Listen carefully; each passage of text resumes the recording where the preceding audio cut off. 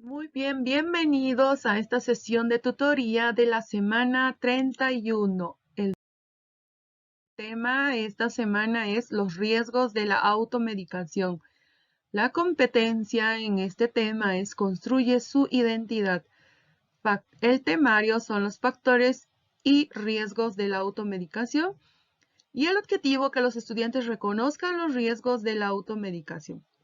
El indicador de evaluación explica los riesgos de la automedicación y el enfoque transversal, búsqueda de la excelencia.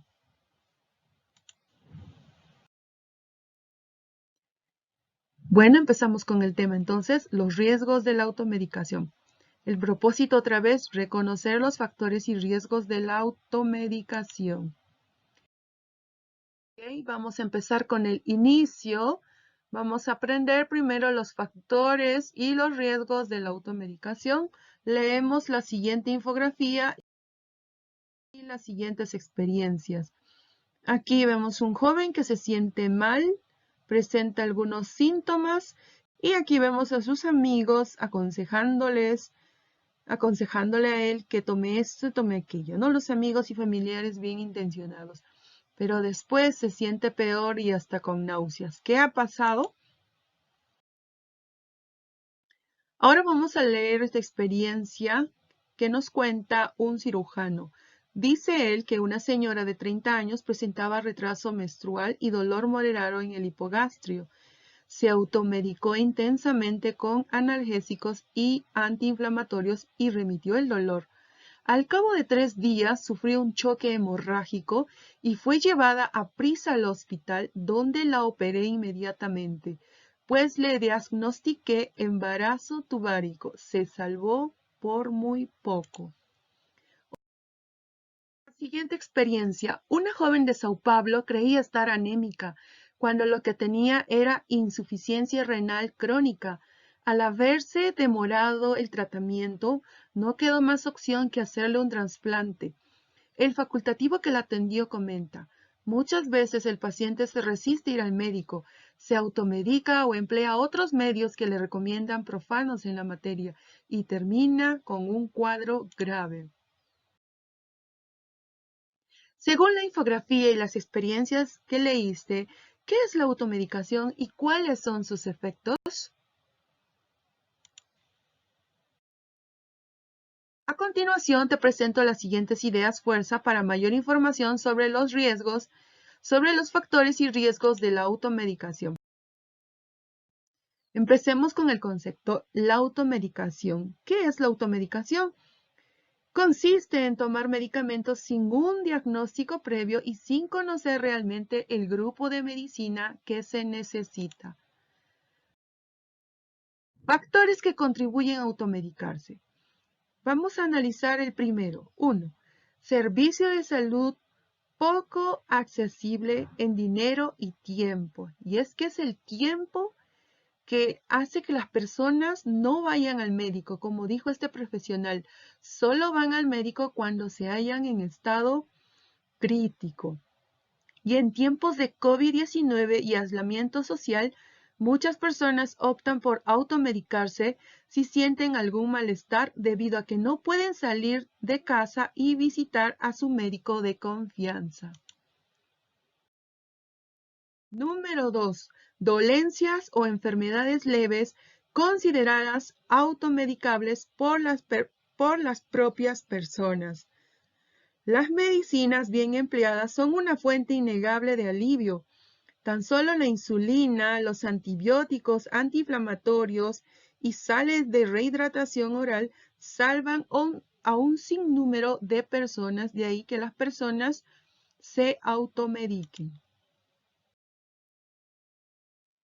Número 3. Publicidad intensa con información de medicamentos eficaces para curar enfermedades o dolencias. En muchas naciones ha aumentado recientemente la cantidad de anuncios al consumidor sobre fármacos obtenibles exclusivamente con receta médica, pese al rechazo de esta táctica por parte de muchos doctores y organismos sanitarios. Número 4. disponibilidad de medicamentos que se venden sin receta en la farmacia. Esto significa que los consumidores tienen libertad de consumirlos bajo su propia iniciativa y responsabilidad, sin necesidad de que se los haya recomendado su médico de confianza. Después de leer los factores que contribuyen a automedicarse, ¿qué deben hacer los gobiernos para disminuir estos factores que contribuyen a automedicarse? ¿Qué sugerencias podríamos dar? ¿En esta pandemia ha disminuido estos factores?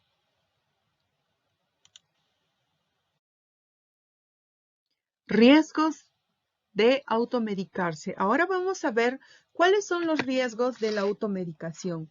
Número 1.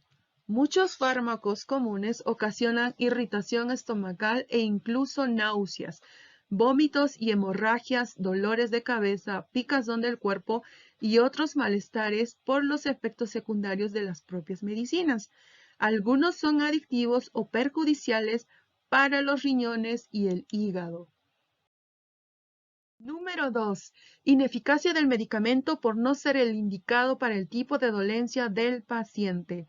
El médico Richard Knox de Boston dice lo siguiente: un equipo de investigadores de la Universidad de Stanford sostiene que millones de artríticos que toman a diario analgésicos para calmar el dolor corren el riesgo de sufrir hemorragias repentinas potencialmente letales. Y luego señala que la combinación de analgésicos con antiácidos no protege de complicaciones estomacales graves e incluso puede agravarlas. Número 3. Puede destruir las bacterias propias del organismo. De acuerdo con la Organización Mundial de la Salud, el antibiótico ingresa en el organismo y libera las bacterias creadas para combatir a las que ocasionan la dolencia, pero aún así también se perjudican a las bacterias buenas. Según los especialistas, al destruirse la flora bacteriana y otras bacterias beneficiosas en el organismo, se perjudica también el pH adecuado de la piel y esto afecta también el sudor a las mucosas nasales y oculares y provoca la caída del cabello. Número 4. Puede generar intoxicación por sobredosis o reacción del organismo. Cuando esto sucede, nuestro organismo reacciona a los compuestos químicos y desarrolla síntomas que van desde erupciones en la piel, que además podrían indicar alergia al compuesto. Por eso la Nueva Enciclopedia Británica menciona y dice: es probable que los medicamentos acarreen más intoxicaciones que cualquier otra sustancia. En efecto, pueden sanar, pero también pueden hacer mucho daño. Número 5. Puede generar dependencia, sobre todo los tranquilizantes. Según los profesionales, el uso excesivo y prolongado de estos medicamentos se asocia a dependencia, es decir, una necesidad física y psicológica por utilizar el fármaco hasta el punto de no poder dormir a menos que se utilice el medicamento. Número 6. Puede enmascarar o alterar otra enfermedad, dificultando el diagnóstico y agravar la enfermedad por no ser la medicina correcta y en algunos casos hasta la muerte. ¿Y qué podemos decir de las hierbas? Según The Air Society escribe: el uso de plantas medicinales siempre ha sido considerada la medicina del pueblo.